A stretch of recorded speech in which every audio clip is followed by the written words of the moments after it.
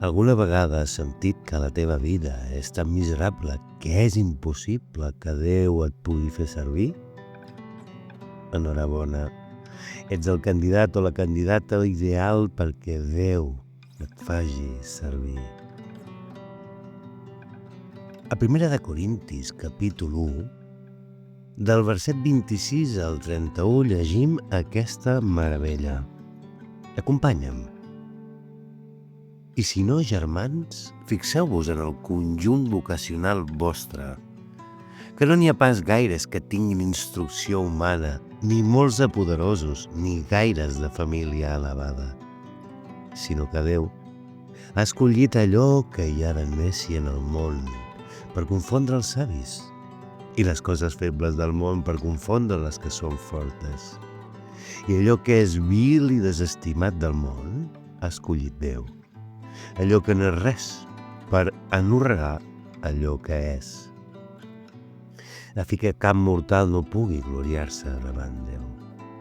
Prové d'ell el que vosaltres sigueu alguna cosa en Crist Jesús, el qui Déu ha constituït en la nostra saviesa, la nostra justícia, la nostra santificació i la nostra redempció.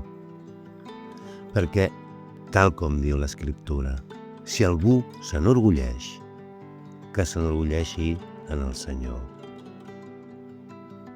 Si en algun moment en el teu cor has tingut el desig aquest any 2025 d'entregar la teva vida a Jesús i fer un canvi radical, ara és el moment.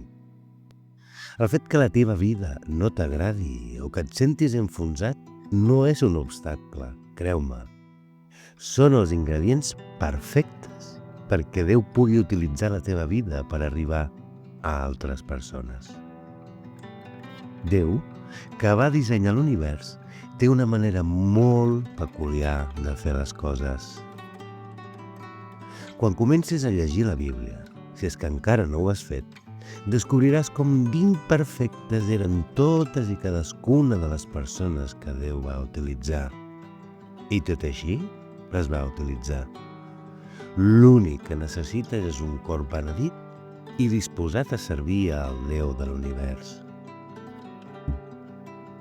Què vols que faci aquí on soc? Com puc fer perquè altres et coneguin? Aquestes són preguntes que Déu vol respondre. T'hi atreveixes? Recorda, Déu no busca vides perfectes, busca cors disponibles, com el teu.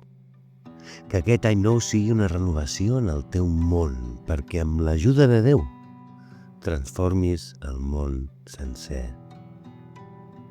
I que tinguis un dia molt beneït.